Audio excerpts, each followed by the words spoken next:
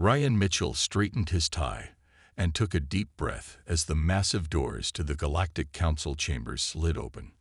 After 15 years as Earth's ambassador to the stars, he thought he had seen everything. He was wrong. The chamber was enormous, with curved walls rising hundreds of feet to a glass dome that revealed the swirling purple nebula outside. Seats for over 200 alien species circled the room in rising tiers. In the center stood the speaking platform where Ryan now walked, his footsteps echoing in the sudden silence. High Counselor Zaxvor watched him with 4 yellow eyes that never blinked. The tall, gray-skinned alien's tentacles moved slowly across the control panel before him. "The Council recognizes the human representative," Zaxvor said, his voice translated through the universal communicator in Ryan's ear. Ryan nodded. "Thank you, High Counselor. I understand the Council has reached a decision regarding Earth's petition for full membership." Zaxvor's mouthparts clicked together in what Ryan had learned was a sign of discomfort among his species. "We have indeed reached a unanimous decision." Something in the alien's tone made Ryan's stomach tighten. He glanced to his right where 3 other humans from his team waited anxiously. Dr. Susan Wells, their chief scientist, gave him a worried look. "The Galactic Council has carefully studied your species for the 73 cycles since first contact," Zaxvor continued. "We have reviewed your history, biology, technological development, and cultural practices." Ryan forced a smile. "We appreciate the thorough consideration." Zaxvor raised a tentacle.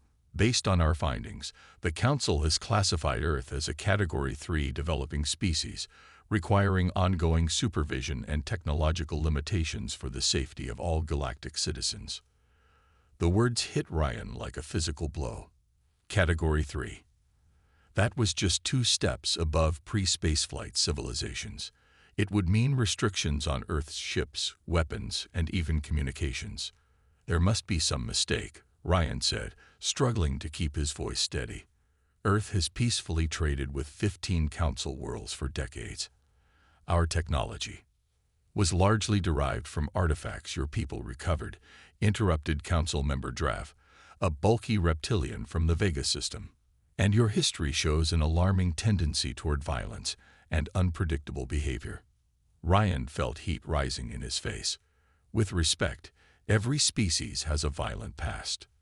The Xindi conflict was settled through diplomacy. "After you threatened their colony worlds," said another council member. Outside the chamber, aboard the U.S. Defiant, Admiral Samantha Reeves watched the proceedings through a secure feed. Her hands tightened into fists as she heard the Council's declaration. Mom, her first officer, Commander Paul Hayes, stood nearby. "Should we prepare a response?" Samantha's blue eyes never left the screen. "Not yet. Let's see how the ambassador handles this."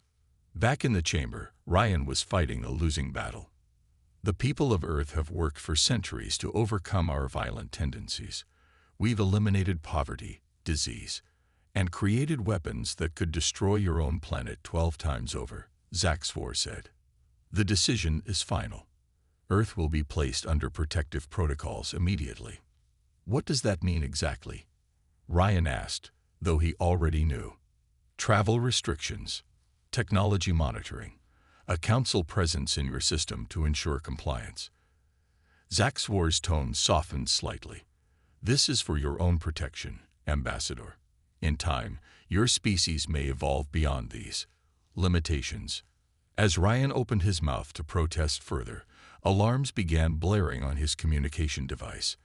At the same moment, Susan rushed to his side. "We've lost contact with Earth," she whispered. "Something's blocking all signals to and from the Sol system." Ryan looked up at Zaxvor, who at least had the decency to appear uncomfortable. "The protective protocols have begun," the High Counselor said. "Please understand, this is standard procedure." "Standard procedure." Ryan's voice was dangerously quiet. "You've cut off an entire planet without warning. Your delegation will be escorted back to your vessel shortly," Zaxvor said, ignoring the comment. "A representative will accompany you to explain the new regulations to your government." As guards appeared to escort the human delegation out, Ryan looked at each council member in turn. "This is a mistake," he said simply. "One I think you'll regret." President Eleanor Winters stood at the window of the Oval Office, looking up at the night sky. Somewhere up there, Earth's delegation was cut off from home, and alien ships were moving into position around the edges of the solar system. "Madam President, they're ready for you," said her aide, standing by the door. Eleanor nodded and straightened her Navy suit jacket. "Let's not keep them waiting." The United Nations Security Council had gathered for an emergency session.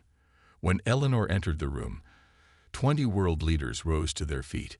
Their faces showed the same mix of anger and worry that she felt. "Please be seated," she said, taking her place at the head of the table. "As you all know, we lost contact with Ambassador Mitchell and his team 3 days ago.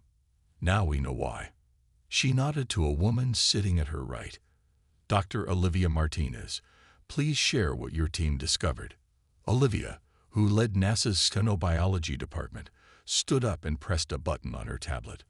A large screen on the wall lit up, showing grainy images of several large vessels near Neptune. "Our deep space telescopes caught these images yesterday," she said. "We've confirmed they match known Galactic Council ship designs. They've established positions in the outer solar system." "Are they planning to attack?" asked the British Prime Minister. Admiral John Garcia, a tall man with gray hair at his temples, shook his head. "If they wanted to attack, they would have done so already. This looks more like a blockade." "A blockade?" someone asked. "They're cutting us off from the rest of the galaxy." "That would match what we've learned from studying previous Council actions," Olivia said. "When they classify a species as needing protection, they restrict their movement and communications." Eleanor folded her hands on the table. "Admiral Garcia, what options do we have?" John's expression was grim. "Our Space Defense Force has 12 combat-ready vessels. The Council ships we've identified number at least 30, with technology far beyond ours." A heavy silence fell over the room. "So we just accept this insult?" asked the Russian president, slamming his fist on the table. "We allow them to treat us like children." "No," Eleanor said firmly. "But we must be smart about this. Dr. Martinez, you had something else to share." Olivia nodded and changed the display. "For the past year, my team has been analyzing all our communications with alien species. We found something interesting." The screen showed comparison charts of various species. "The Council has consistently underestimated humans," Olivia continued. "Their records show they believe our average strength is only half of what it actually is. They've also misjudged our endurance, reaction times, and psychological resilience." "Why would they make such basic mistakes?" asked the French president. "Because we let them," Olivia said simply. "We've been so eager to seem peaceful that we never corrected their assumptions. And they've never seen humans under real pressure." Admiral Garcia leaned forward, "Which means we have advantages they don't know about." Eleanor nodded slowly. "We need time to prepare. If they follow their usual pattern, they'll send representatives to explain our new status. We'll appear to cooperate while we work on our response." She turned to her defense secretary. "Activate Plan Safeguard. All the research projects we've kept off the official records, bring them online. And reach out to our people on the Moon and Mars bases. The Council may not know about our smaller facilities." "What about our people on the diplomatic mission?" someone asked. Eleanor's expression hardened. "Ambassador Mitchell is one of our best. He'll understand what's happening and act accordingly." As the meeting continued, in labs across Earth, scientists began working around the clock. In a secret facility beneath the New Mexico desert, engineers studied captured alien technology. In an underwater base in the Pacific, special forces trained for zero-gravity combat. And at a hidden shipyard on the far side of the Moon, workers unveiled humanity's first true battleship, a vessel that combined stolen alien tech with human innovation. The Galactic Council thought they were dealing with a simple, compliant species. They were wrong. 2 months passed since the Council's declaration, and Ambassador Ryan Mitchell was growing tired of being a guest on Centauri Prime. The human delegation had been given comfortable quarters in a gleaming tower, but guards stood at every exit. It was a prison with nice furniture. Ryan sat by the window, watching alien ships come and go from the massive spaceport below. Susan Wells sat across from him, speaking in a low voice. "The Council is losing patience," she said.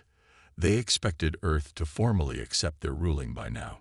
Ryan smiled thinly. "Then they really don't understand humans at all." Lieutenant Kate Rodriguez entered the room and gave a small nod. As security chief for the delegation, she had spent weeks scanning for surveillance devices. The small nod meant they could talk freely. "I got it working," Kate said, pulling a small device from her pocket. It looked like an ordinary pen, but it was much more. "Will they detect it?" Ryan asked. Kate shook her head. "Not a chance. It uses quantum frequencies they don't monitor.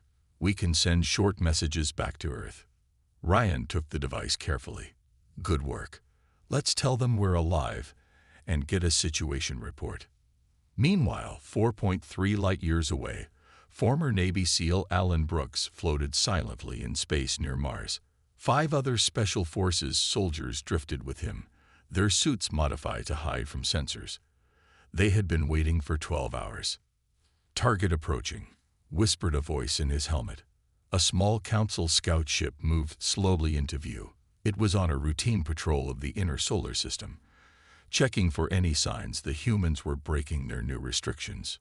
"Remember, minimal damage," Alan said quietly. "We need this ship intact."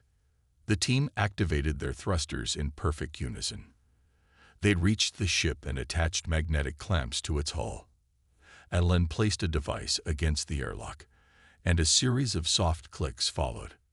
"We're in," he said as the outer door opened. The 3 alien crew members never had a chance to call for help. Stunned by non-lethal weapons, they were quickly secured while the humans took control of the bridge. "Earth Command, this is Starfish Team," Alan reported over a secure channel. "Package secured. Returning to base."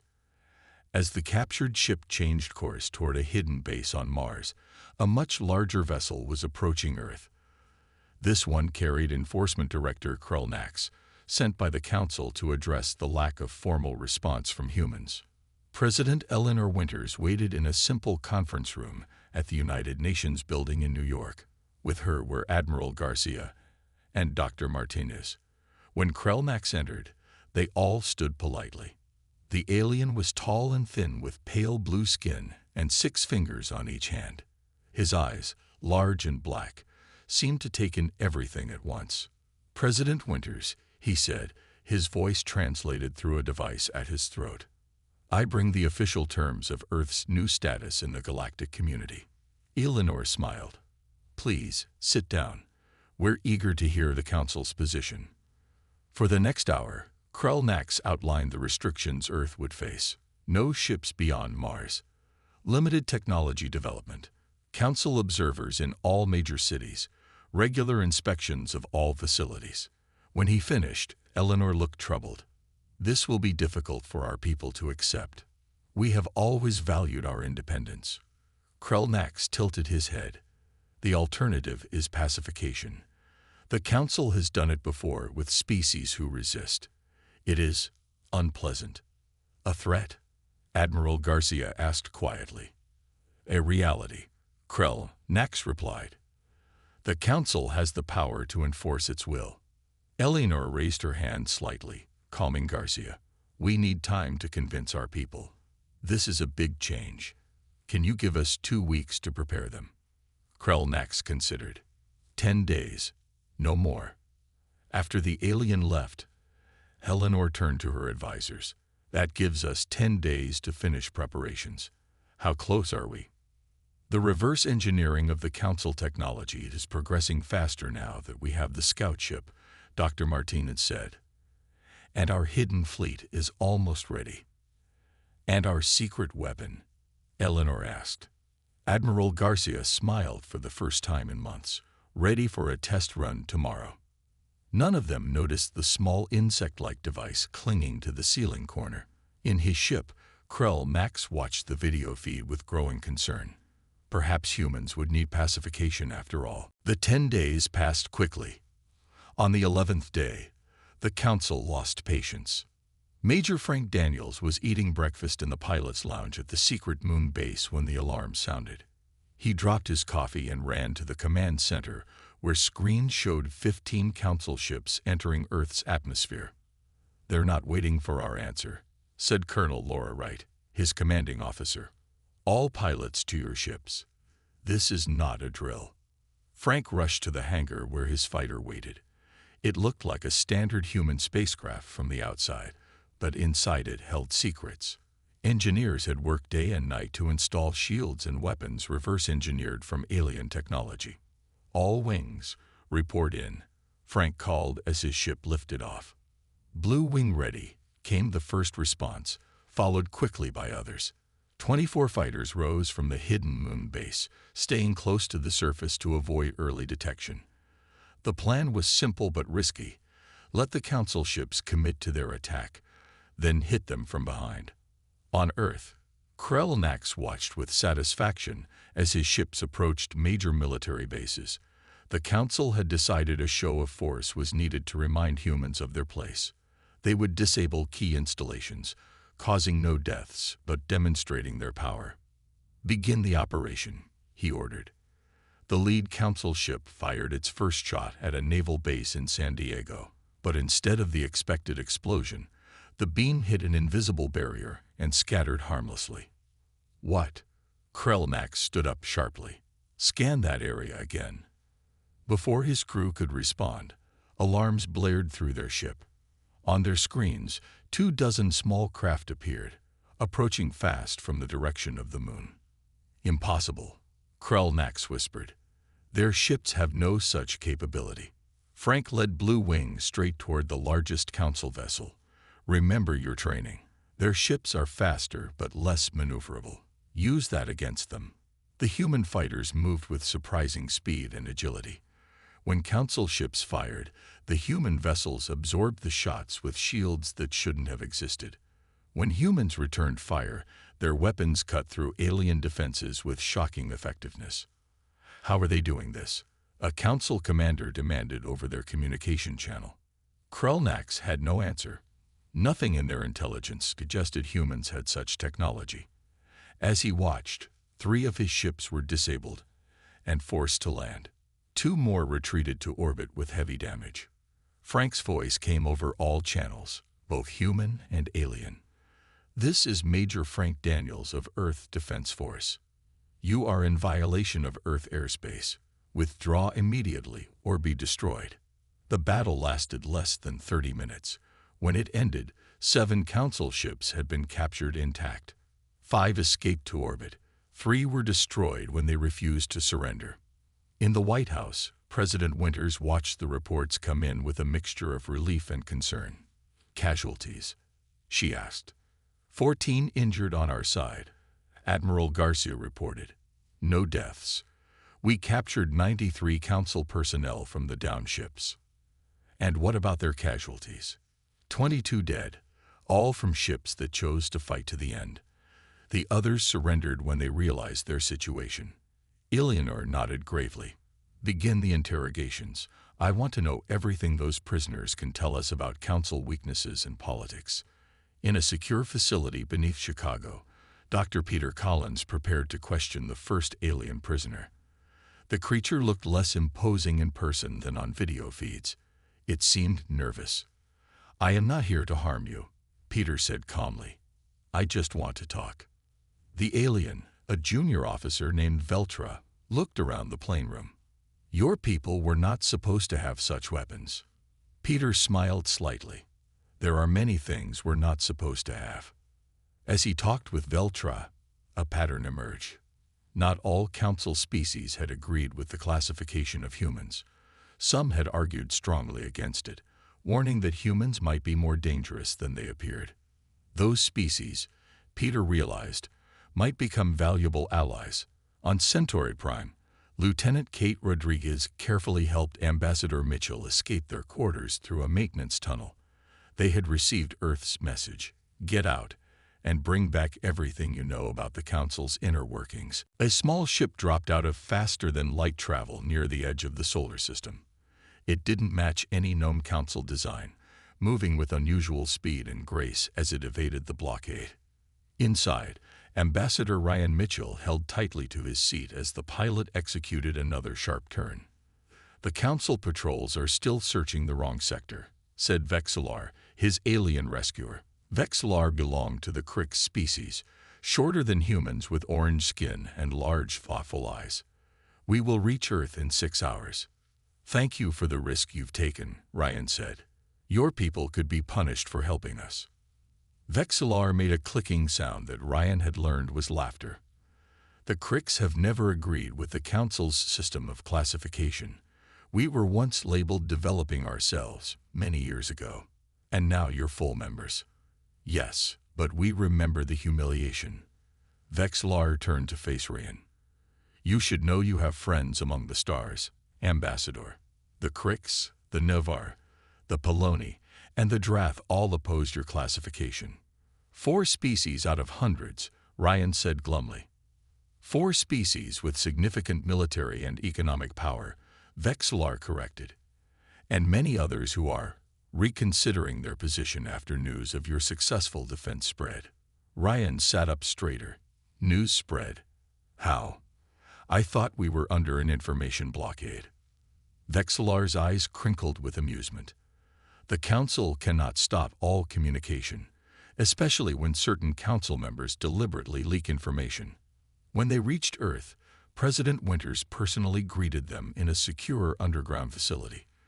Lisa Bennett, the UN Special Envoy, was also present to begin talks with Vexillar about a possible alliance. "Your timing is perfect," Eleanor told Ryan after hearing his report. "We're about to test our newest advantage." She led him to a large laboratory where 24 humans in strange suits were running, jumping, and lifting weights. The suits looked like thin fabric, but seemed to enhance every movement.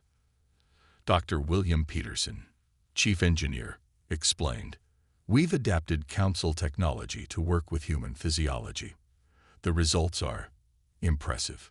Ryan watched as a woman in one of the suits effortlessly lifted a weight that had to be over 1,000 pounds. "Council records indicate that most of their species have evolved on planets with lower gravity than Earth," Dr. Peterson continued. "They assumed our strength was similar to theirs. These suits amplify our already superior natural strength." "How many do we have?" Ryan asked. 500 ready now. Another 1,000 in production." On the other side of the solar system, the Council was preparing its response to the human resistance.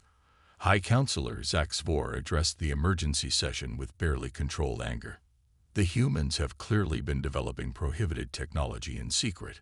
This confirms they cannot be trusted and require immediate pacification." But for the first time in centuries, the Council was divided. The representative from the Navar stood up. "We have reviewed the battle data. The humans showed remarkable restraint, disabling ships rather than destroying them where possible. They treated prisoners with respect. These are not the actions of a species requiring pacification. They disobeyed Council directives," Zach Svor shouted. "Directives they never agreed to," said the Crix representative calmly. "Perhaps we should reconsider." As debate raged in the Council chambers, Eleanor Winters met with her military advisors back on Earth. "We can't wait for them to attack again," Admiral Garcia insisted. "Their next force will be much larger." Eleanor nodded. "What do you propose?" "A preemptive strike," he said. "We've analyzed the data from our captured ships. The Council's main shipyard is at Proxima Centauri. If we can damage it, we buy ourselves time. A strike that deep into Council space." "How?" Admiral Garcia smiled. "The ships we captured have been upgraded with our technology. They still read as Council vessels on their scanners." Eleanor considered this. Who would lead such a mission? Commander Richard Holt. He's our best tactical officer. As they discussed details of the plan, In a lab nearby, Dr. Olivia Martinez made an exciting discovery. The tissue samples from captured aliens confirmed her theory. Humans had evolved on a high-gravity, high-radiation planet with numerous predator threats. This had made humans naturally stronger, faster, and more adaptable than 90% of known species.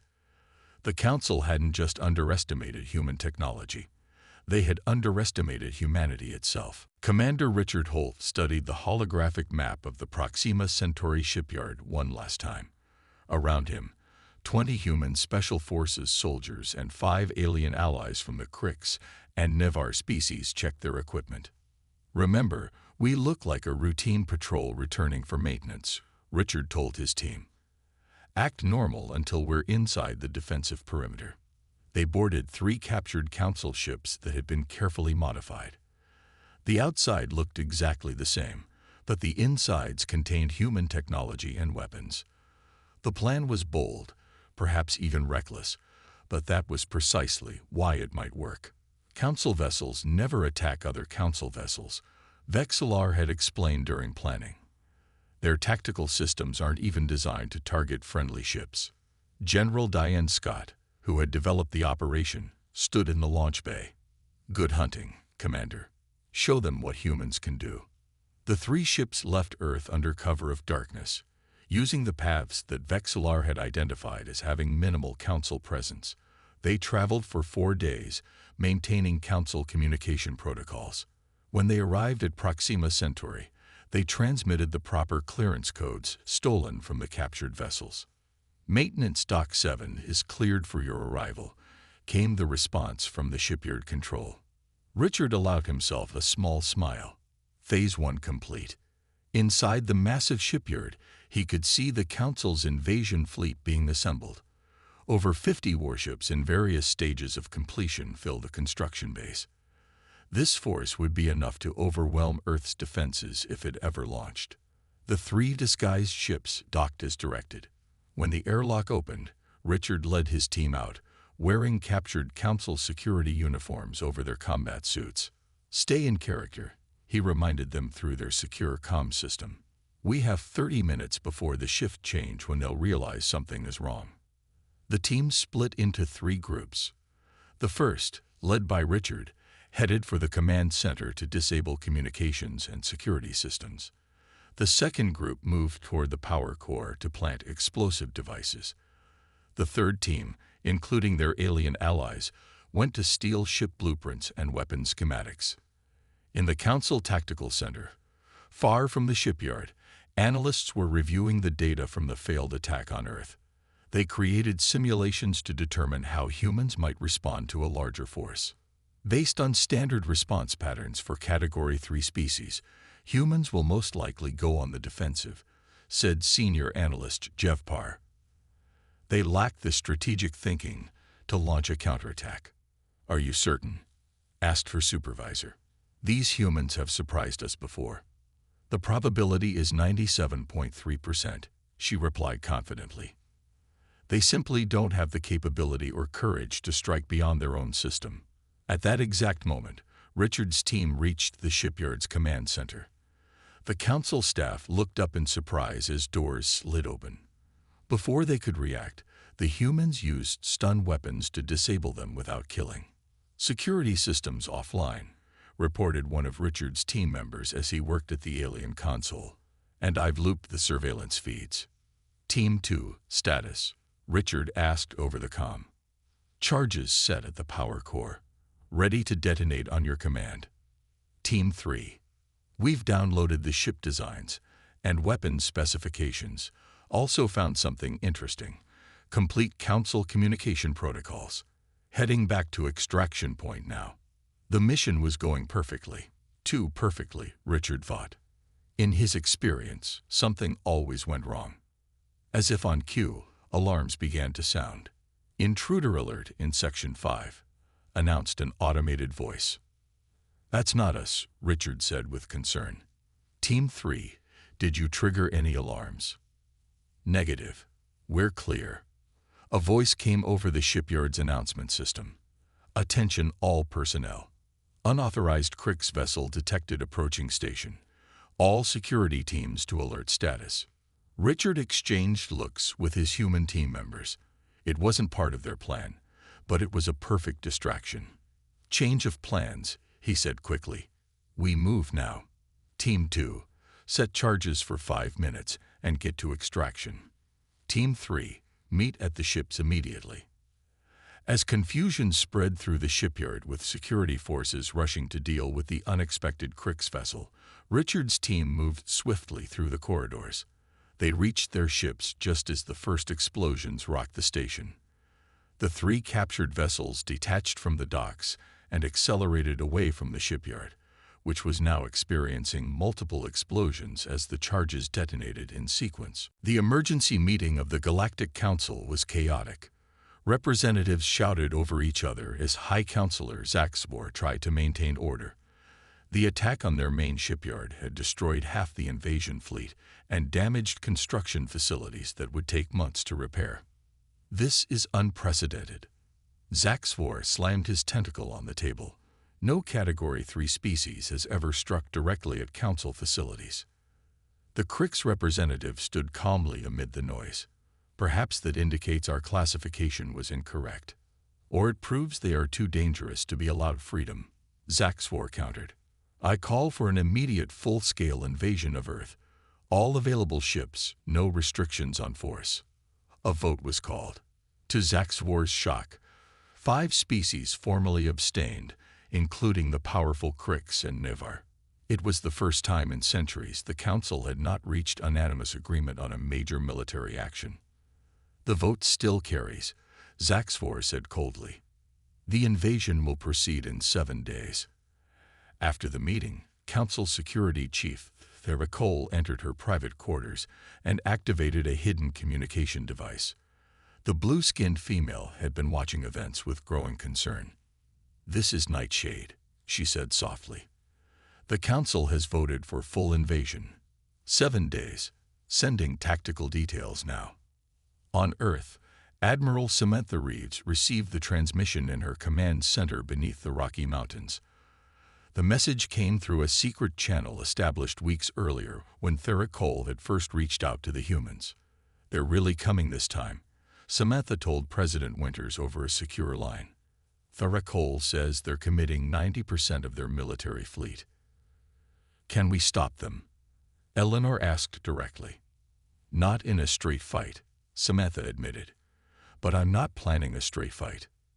She pulled up a tactical display showing the solar system. We'll position our forces here, here, and here. When they arrive, we'll appear to put up heavy resistance, then break and retreat toward Earth. A trap. Yes, they'll think we're desperate and overextend their forces. Then we hit them from multiple directions using the new weapons Dr. Peterson has developed. As they discussed the defense plan, Dr. Olivia Martinez was completing her research in her lab. The door opened and Susan Wells, who had returned with Ambassador Mitchell, entered. I've been looking for you, Susan said. The Council is sending their fleet. Olivia nodded. I expected that. But look at this. She pointed to her screen showing comparative biology charts. I finished my analysis of all known Council species. Humans evolved on a high-gravity, high-radiation planet with extensive predator threats. This made us naturally more robust than 90% of Council species. They don't understand what they're facing, Susan realized. Exactly. Even without technology, an average human is stronger and more durable than most Council species. With our enhanced suits and weapons, the difference is even greater. Susan studied the data. Have you shared this with military command? Sending it now. They need to understand our natural advantages when planning the defense. In space, the Council invasion fleet assembled. Commander Dravkor, appointed to lead the attack, reviewed the battle plans with his officers. The humans have shown unexpected capabilities, he told them. But they are still a primitive species. Our numbers and technology will overwhelm them. A junior officer raised a concern. Sir, our intelligence indicates 5 Council species have withdrawn from the operation and declared neutrality. Cowards, Dravkor dismissed them. They fear the humans because of one lucky strike against the shipyard. Unknown to him, those 5 species had already sent representatives to Earth. In a secure meeting room, Lisa Bennett, UN Special Envoy, welcomed them. "We formally propose the creation of an alliance of free worlds," the Crix ambassador announced, with Earth as a founding member. "And what happens when the Council learns of this alliance?" Lisa asked. "They already suspect," said the Nevar representative, "but they do not know that 7 other species are waiting to see the outcome of this conflict before choosing sides."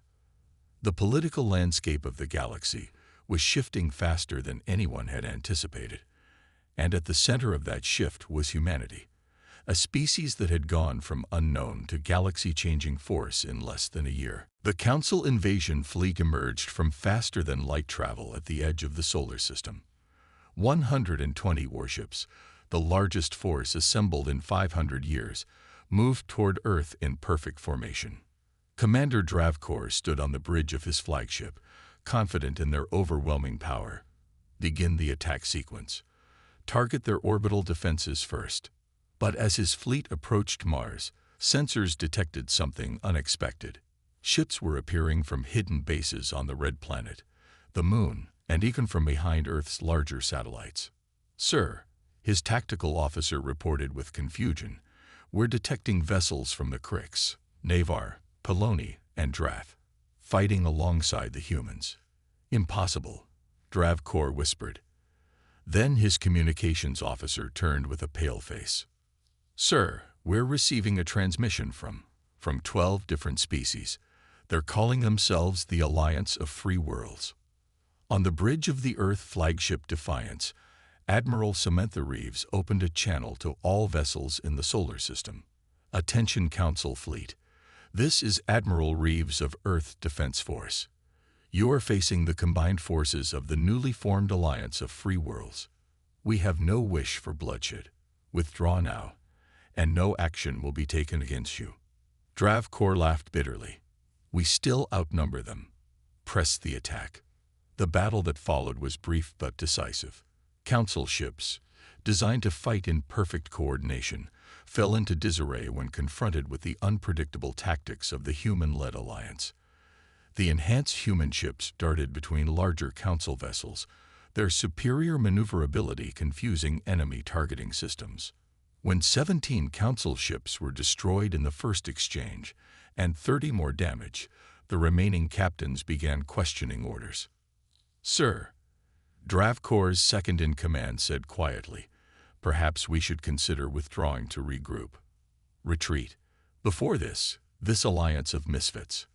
Dravkor raged. But even as he spoke, reports came in of more ships breaking formation. 3 hours after the battle began, the remaining Council ships fled the solar system, leaving behind their damaged vessels. 3 months later, a new galactic assembly met for the first time on neutral ground, a space station orbiting a star at the border between former Council space and Earth's territory. Representatives from 37 species gathered in a circular chamber where no seat was higher than any other. Ambassador Ryan Mitchell and President Eleanor Winters represented Earth at the signing of the new Galactic Charter. "Today marks a new beginning," Eleanor said to the assembly. "Not just for humanity, but for all species who believe in equality and self-determination." The former High Counselor Zaxbor had been removed from power. In his place, a rotating leadership position was established, with decisions requiring a 2/3 majority rather than unanimity. Therakol, who had helped the humans and was now serving as interim coordinator, presented the first item of business. "We must address the classification system that has caused so much injustice. I move that we abolish all species classifications," Ryan proposed. "Each world should be free to develop at its own pace, with guidance offered but never imposed." The motion passed with overwhelming support. 5 years later, on a distant world called Vex Prime, young aliens sat in a classroom learning recent history. Their teacher, a Crix named Jorval, displayed images of the Battle of Sol, as it was now called. "The human rebellion changed everything," Jorval explained. Before humans joined the galactic community, many species accepted the Council's rule without question. Humans showed us that even a younger species could stand up against injustice. A student raised a tentacle. Were humans really as dangerous as old Council records claimed? Jorval smiled. Humans are certainly capable warriors, but what makes them truly remarkable is their adaptability and determination. They refuse to accept limitations placed upon them by others. The final image showed Admiral Reeves speaking at the first Galactic Assembly. The quote beneath her picture had become famous throughout known space. The stars belong to no one species. They're meant to be shared by all who have the courage to reach for them.